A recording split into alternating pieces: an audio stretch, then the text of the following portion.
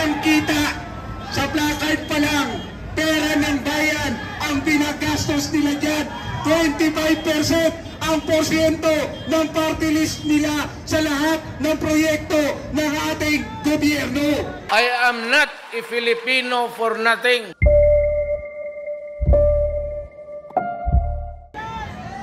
Ang nagpondo ng rally nila ngayon dyan ay pera galing sa nakaw ng ating presidente. Ang sino nang kumakampi, nagtatago sa magnanakaw ay magnanakaw na rin. Yan ho ang mga sinakyan nila, mga naka-air condition, buses at mga services pa. Ayan po ang katotohanan sa nangyayari sa bayan natin. Ang kakampi ng mga kriminal, kitang-kita nyo ang gagarbo ng kanilang mga placards pa lang. Sino ba ang nakikinabang sa paghati-hati ngayon? Alam nyo ba, yung liberal na yan, kamag-anak ng Lisa Ahas Araneta. Sino ang presidente ng liberal? Mar Rojas Araneta. Yes, magising na kayo. Kaya sa mga pulis, mahiya kayo! Kayo ang mga aktivista na nagpapahirap sa bayang ito. Itaas nyo pa ang pera ng bayan, ang ginastos ng mga placard ninyo. Ang kanilang dahilan, Kaprani, ayaw nila mag-resign si Marcos dahil si Sara Duterte ang papalit. Mga makikitid at paluktot ang utak, di ba? Iyon na nakasaad sa saligang batas na ang presidente kapag inatel ay papalitan ng vice-presidente. Ilagay na natin kung parehong may kasalanan sa taong bayan. Sino ang may pinakamalaking nilakaw sa kaban ng bayan? Si Marcos, si Romualdez.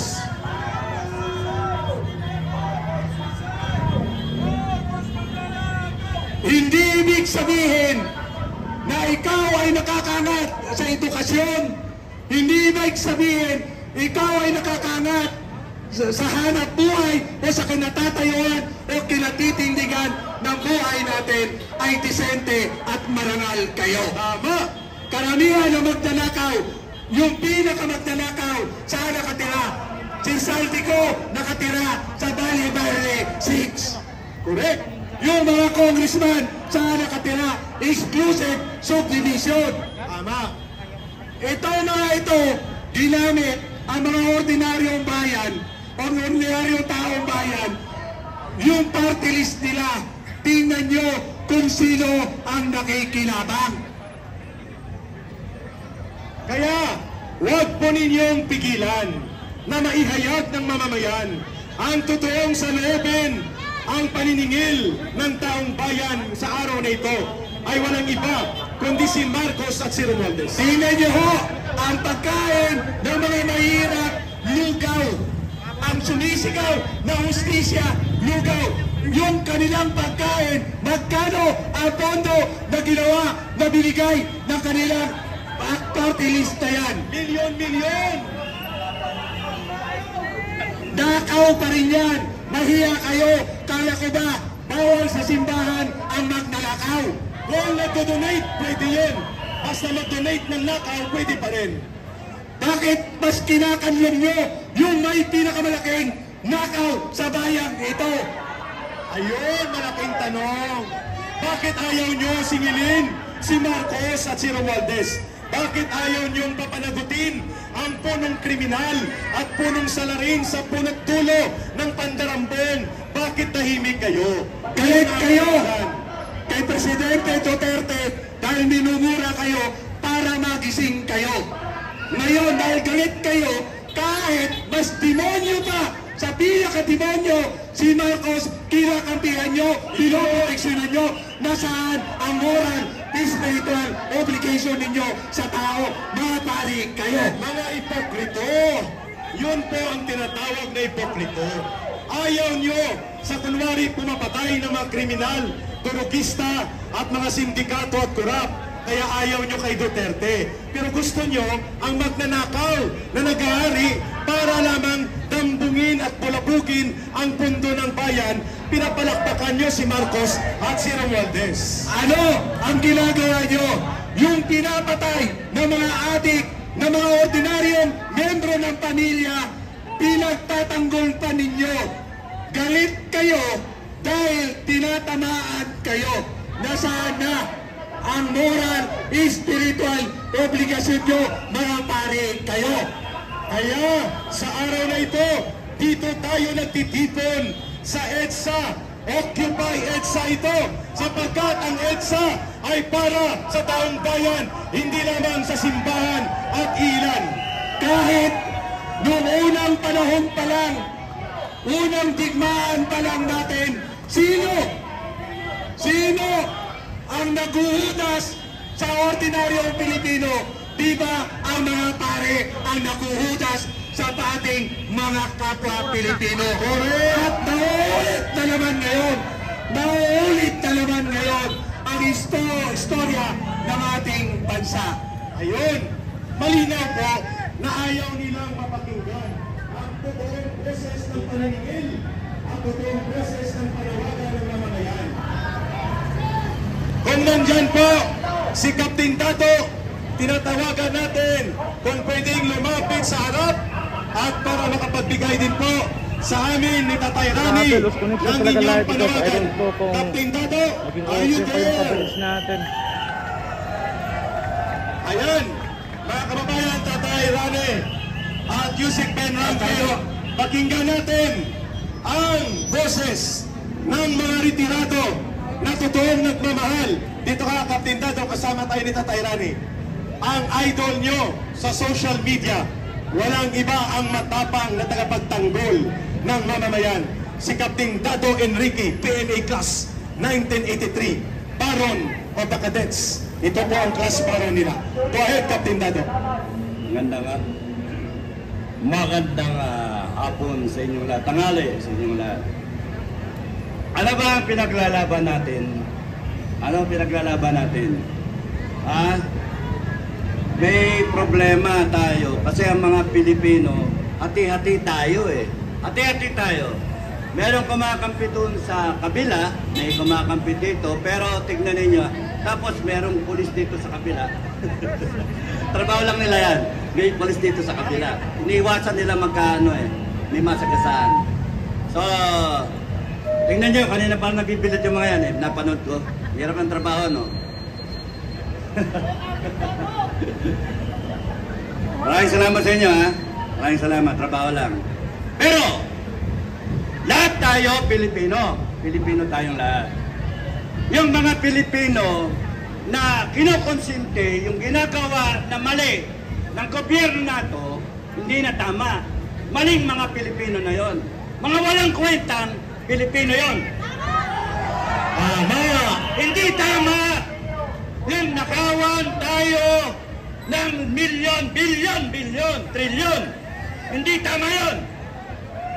Kung kayo, nakawang kayo ng kamag-anak ninyo, ng anak mo, papaluin mo. Nakawang mo, papagalitan mo. Kasambahay, nakawang ka. Tatanggalin mo. Tama. Yung natatandaan niya yung nagdako ng mangga. Oo, nakulong. Yung matanda, 40 mangga, nakulong. Ito, bilyon. May makakulong ba? Wala. Meron! Pakukulong natin! Si Marcos, si Romualdez, at si Saldico, at mga liporis nila. Kung si Marcos nagsasabi, nagsisimpatya siya, naintindihan niya ang taong bayan.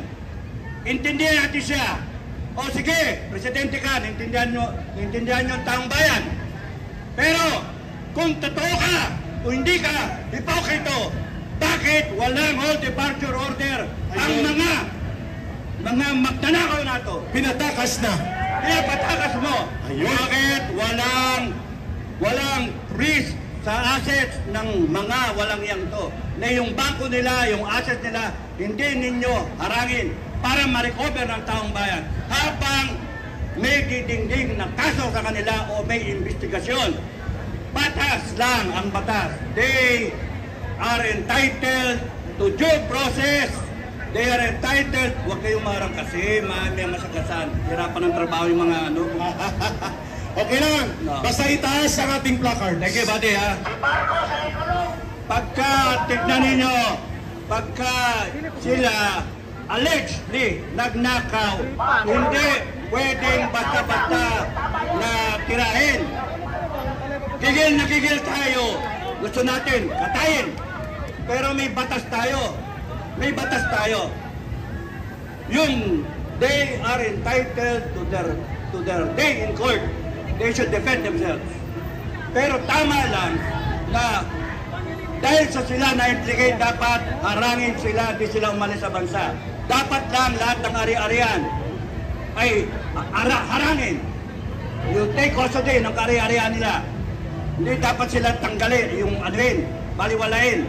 Pero Pasensya na guys, nag-bug yung live ko kasi nag-lost connection. Walang mangyayari. Sama nag-comment dyan, hindi ko mababasa. Pasensya na. Ba't wala kayong tiwala naman sa ano? Nag-lost connection tayo, nawala signal. Ipakulong natin! Kung Marcos resign! Ang mga kababayan, pinapanood ko kayo kanina, maliwanag na hindi pa ninyo naintindihan ang kapangyarihan ng bawat Pilipino. Hindi nyo pa naintindihan. All government authority emanates from the people. Lahat na nagtatrabaho sa gobyerno ng Pilipinas, ang nagluklok ay ang taong bayan. Kung meron man siyang appointed, yung appointee, yung nag-appoint, niluklok ng taong bayan. Ang taong bayan ang nagbigay ng kapangyarihan sa kanila para patakbuhin ang bansa natin. Bakit? Lahat tayo may ginagawa. May ginagawa tayo na mali na. Busy tayo. Pero ito hindi natin binigyan ng kapangyarihan para pag nakawag tayo. Hindi dapat sila magnakaw. Kaya pagka tayo inarate, we have the authority, we have the power na kunin yung kapangyarihan na yon.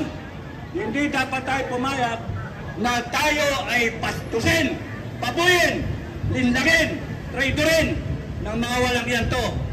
Lahat kayo mga Pilipino, kahit saan kayo, kayo ay nasa kampo ng Marcos, kayo nasa kampo ng gobyerno, kayo nasa kampo ng oposisyon, ng Duterte, basta kayo Pilipino, isipin ninyo, bansa natin to. Tama na! Tama na! Ngayon kung hindi kayo, kung hindi tayo paglalaban, kung hindi natin paglalaban ang bansa natin, kung hindi natin paglalaban ang katwiran, kung hindi natin paglalaban ang hustisya, katarungan, at kung hindi natin paglalaban ang kinabukasan ng bansa nato, ang bawat Pilipino, yung mga salinlahin ng Pilipino, so ano sa tingin nyo? Rally din ng mga leftist guys. Nasa kapangyarihan natin, ipaglaban ang bansa natin. Kaya matanda kayo, kaya bata kayo, babae, lalaki, anong pinag-aralan? Kaya wala kayong trabaho o may trabaho. Isipin ninyo, lahat tayo, Pilipino, kayo mga nagpapagamit sa mga may kapangyarihan. Putangin ninyo. Putangin ninyo. Ayan na, malutong na mura ang natikman nila kay Kaping Dagat. Wag ninyong gagalitin ang taong bayan. Kasi nakikita ko, mauwi tayo sa revolusyon. Ayusin natin ito ng maayos, peaceful. Peaceful. Marcos resign! Marcos resign! Marcos resign!